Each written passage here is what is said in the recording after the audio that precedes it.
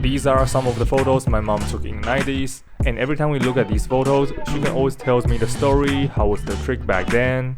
And it seems that photography is such a great way to remember your life, especially everything is digital now, so you don't have to deal with this much physical photos of your friend, your family, and your trip. So that got me thinking, why aren't people taking photos to remember their life? Why people regretting at some point in their life that they don't take pictures along the way during their trip, or taking photos when they are hanging out with their friend, or actually people do take photos but they just miss out on something. So how exactly should we take photos? First of all, you want to take a lot of photos, like a lot. Take whatever you find interesting or just some basic daily stuff, and you don't need an extra camera, you just take photos with your phone. I personally a pro digital guy. I know there's a trend going on not so long ago that everyone just shooting film, talking about how on film cameras the shot is more precious, more memorable. I disagree with that because I think take a bunch of photos is better than take 10 thoughtful photos. Here's a quick story from the book Atomic Habits. Basically, the guy Jerry Uelsmann asked his student to form into two groups, one focusing on quantity, another one focusing on quality. And at the end, the best photos are all coming from the group focusing on the quantity. Well, documenting your life is not necessarily same as taking artistic photos, but we'll talk about that later. And after you take a lot of photos, you don't just let them sit inside your phone or your SD card. You need to revisit them after you take the shot. This is the mistake a lot of people made. They took a lot of photos, but at the end of the day, they never go through the photo they took and just let them sit there and let their memory slip away. Also, this is the exact mistake I made recently. I went to Japan and take a lot of photos. Other than the one I posted on Instagram right after I took, I actually never take a look at them. I just let them sit in my phone and thinking, yes, I take photos, I documented my trip, but photos of what? I don't know.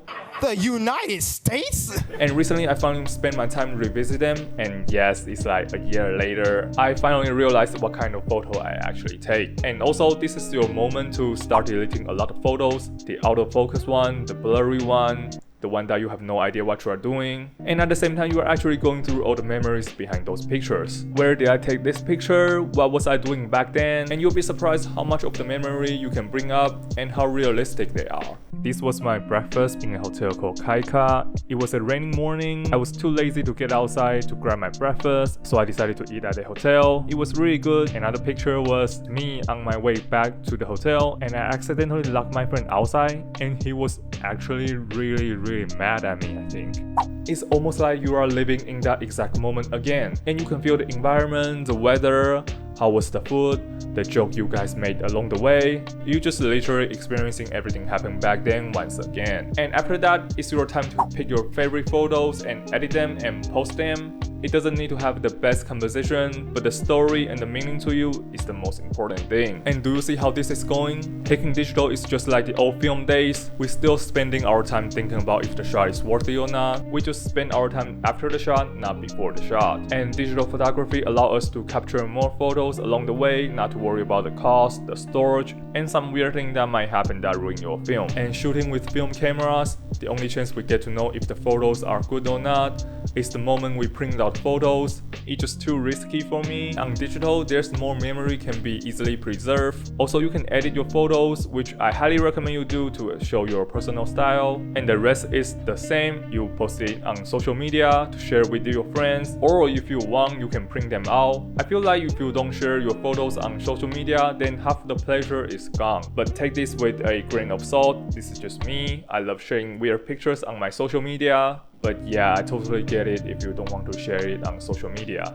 After we talk a lot about how to take photos, there's one thing I want you to keep in mind, that is be real. When I was a kid, I hate taking photos for a long time if I'm the one in the frame, because my mom will literally ask me to go there, now smile, now give me a V gesture. If I don't do it, she will literally get mad. I feel like this type of photo is so outdated, even it's 20 years ago. It feels so fake and not genuine. I get it if you want to take photos with Golden Gate Bridge or whatever famous tourist spot, but if you are forcing it or setting it up with every single shot, then I think you're losing the true meaning of taking photos in your life. This type of photos cannot truly represent the life and the emotions in that exact moment. Like, imagine you're totally focusing on making your coffee and your mother just out of nowhere asking you to look at her camera, now smile, and taking her shot. I don't know, it just feels so fake to me, and no, we don't do that anymore. We don't do that here. Just quietly documenting the thing that is happening, and that will be the best shot and the most meaningful, most memorable shot. And you know what? Sometimes the miscellaneous daily stuff is the best thing to capture. We see people doing crazy things, living their best life on the internet, but actually that's probably just a tiny little part of their life. And just like this YouTube thing, we don't show the moment when we are researching, scripting, and editing, but that is actually most of the time we spend on making videos. People actually spend most of the time grinding, being boring, or just doing some repetitive stuff. For life, it's the same. Documenting your friend making coffee on a random afternoon, taking pictures of that weird bird always appear on your way home.